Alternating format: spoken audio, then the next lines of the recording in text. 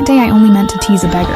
I deliberately tossed all the coins he had painstakingly collected into the wishing fountain. When he angrily asked me what I was doing, I pulled out a $100 bill and asked, "Do you want this 100 or do you want those coins?" Without hesitation he said, "Of course the 100. So I smirked and told him, "Jump in and fish out one coin for me and I'll give it to you." Sure enough, he jumped right in. I even filmed his clumsy struggle on my phone, laughing at him. When he handed me the coin, I told him it wasn't the one I wanted. Then, right in front of him, I tore the $100 bill in half. I thought it was hilarious, never realizing it would change my life. I want you to learn the true value of money.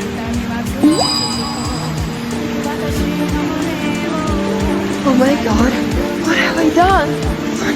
$100, that's less than what my manicure cost! He picked up that coin with a sneer, made a wish just to mock the fountain, and said, "If wishing really worked, I'd wish for a car." Have fun. Now that she's sorted, look at you, look at me! What are you, and what? I'll call the vet. But when I got home, there was actually a yellow car parked outside my door. I was ecstatic.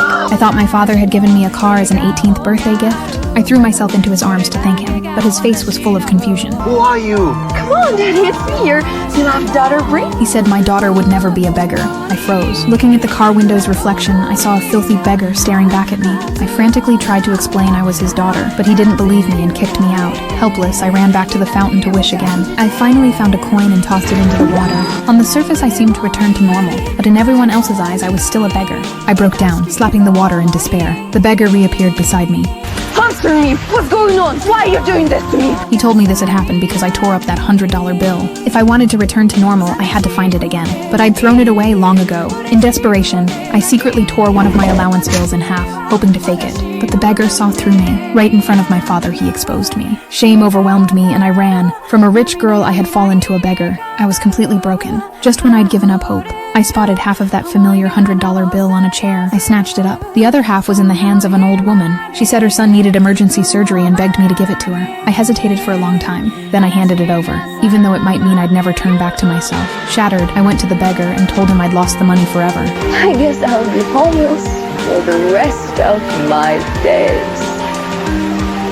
Come on. He hugged me and told me to look behind me. I turned and saw I had returned to my true self. It wasn't the money that saved me, but that moment of kindness. The beggar told me, $100 means nothing to the wealthy, but to someone in need, it can save a life. At last, I understood my mistake. Thank you for that last freed me. Here. When my father found me again, I threw myself into his arms. He handed me a car key and said it was my real coming-of-age gift, but I gave it back, telling him I already had enough and we should give the money to those who need it more.